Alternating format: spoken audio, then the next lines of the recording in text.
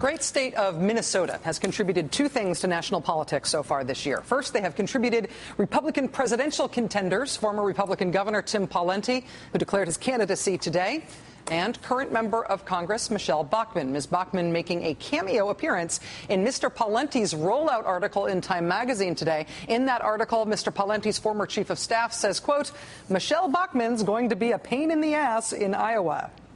Nice. So that's one thing that Minnesota has contributed to our national politics this year. Two Republican presidential contenders whose campaigns curse each other out to the press. Thank you, Minnesota. The other thing Minnesota has contributed to our nation's politics this year is a new way of looking at Republican anti-gay politics. Even though Minnesota is thought of as being Minnesota nice, even though it's thought of as a bluish-tinged state, and Minneapolis was ranked this year by The Advocate magazine as the gayest city in America, the religious right is alive and well in the land of 10,000 lakes, and they decided to take advantage of big Republican majorities in the Minnesota House and Senate this year to push through an anti-gay marriage constitutional amendment. And that push has produced Minnesota's other big contribution to national politics this year, the viral video, nationally resonant, of straight people, straight legislators, in some cases even straight Republican legislators, making an impassioned case against conservative anti-gay policy being turned into law in Minnesota.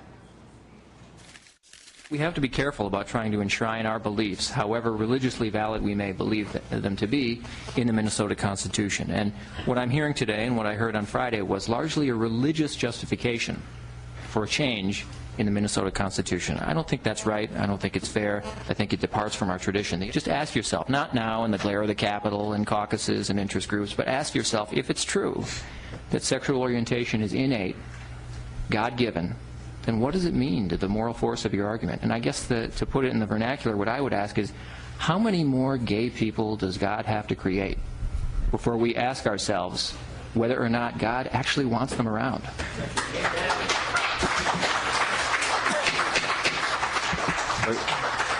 And please keep applause to yourselves. And I truly believe that in a generation, maybe not even a generation, but certainly many generations from now, if we pass this, if we put it on the ballot, if this becomes part of our Constitution, history will judge us all very, very harshly. Representative Steve Simon, a Democrat in Minnesota, making the case earlier this month against the proposed anti-gay constitutional amendment in that state. That speech has been viewed more than 500,000 times on YouTube. And how many state assembly speeches can you say that about? There's one other statement I want you to see before we bring on our guests for the interview tonight. This is a state rep from Minnesota named John Kriesel, Staff Sergeant John Kriesel. He lost both his legs in an IED blast in Fallujah. He is a Republican, and I think what he said about this is really, really worth seeing. I went to Iraq. I was in an incident. I nearly died.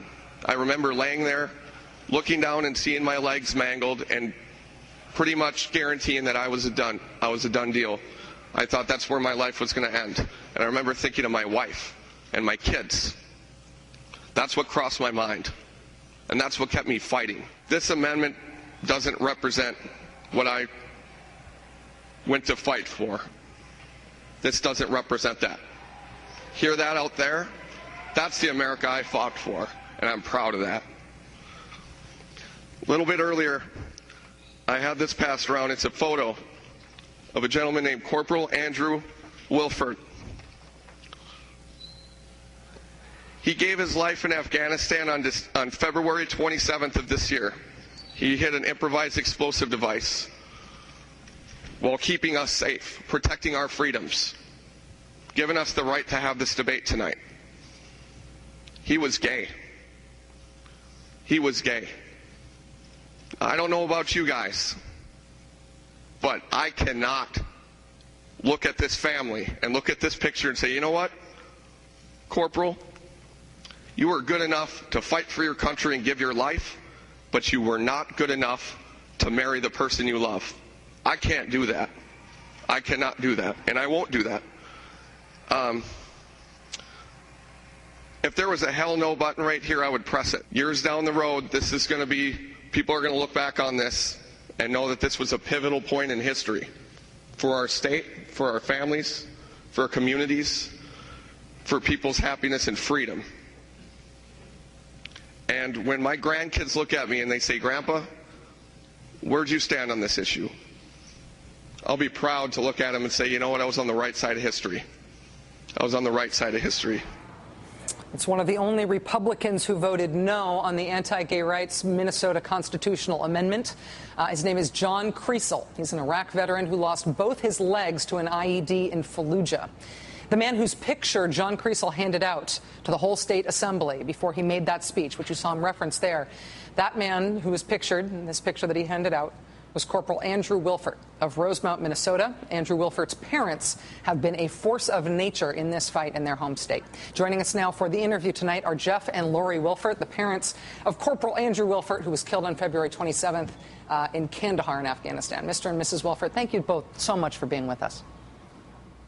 You're welcome. Thank you for having us on, Ms. Maddow.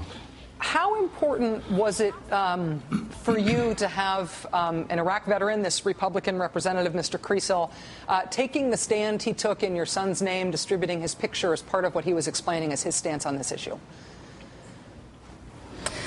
Well, it was very important. It was really impactful, I feel. And it was nice to have someone on that side take our side.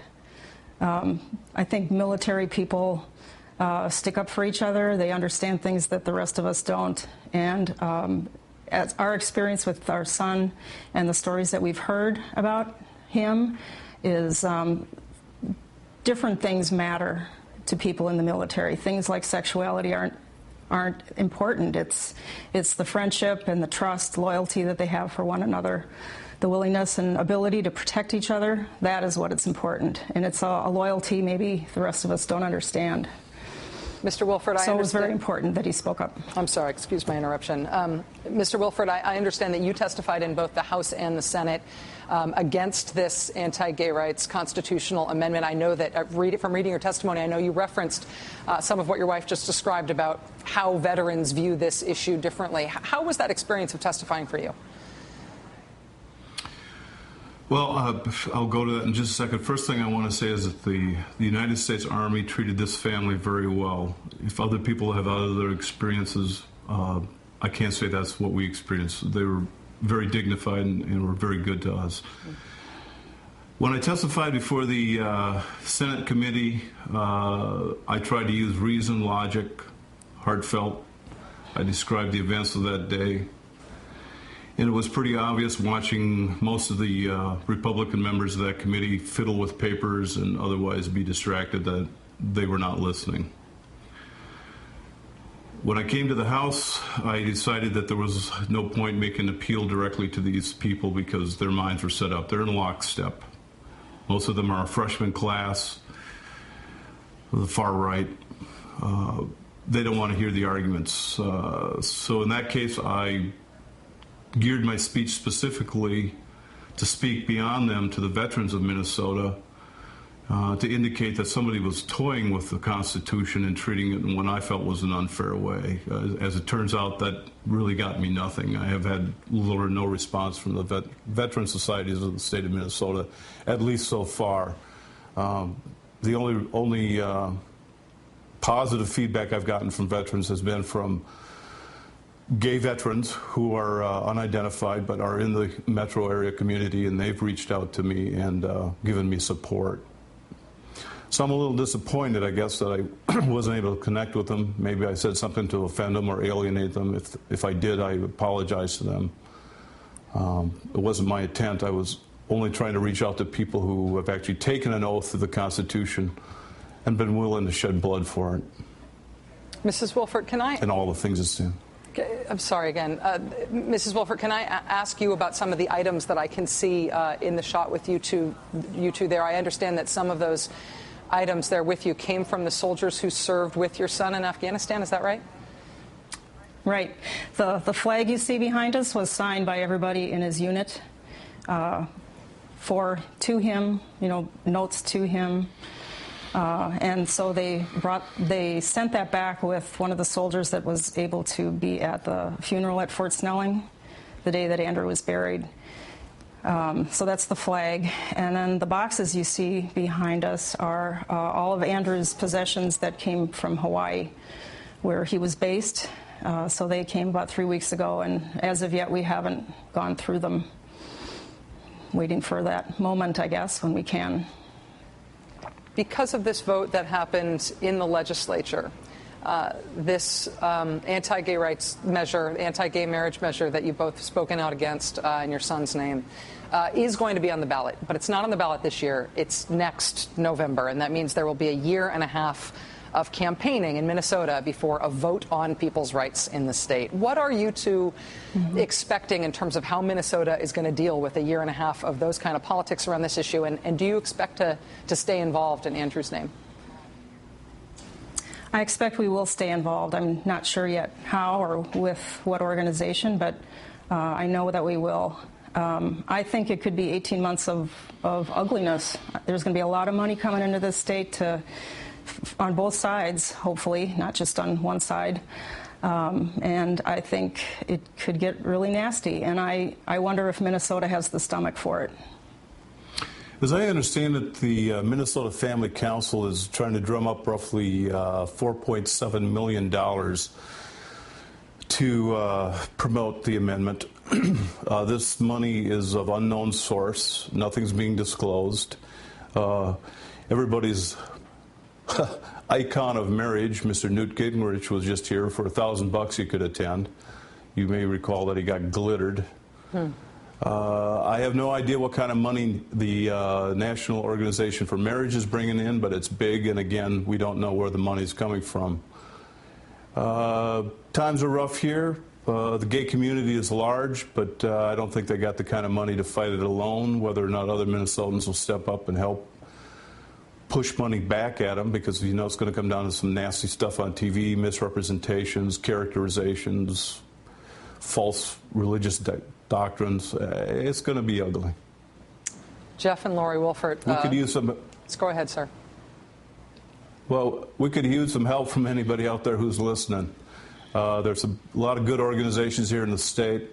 I think there's a lot of decent humans around here, and I think Representative Kriesel is number one. Also, I'd like to thank Representative Kelly, Representative Murray, and Representative Smith, all Republicans, who I think stood up and did the right thing.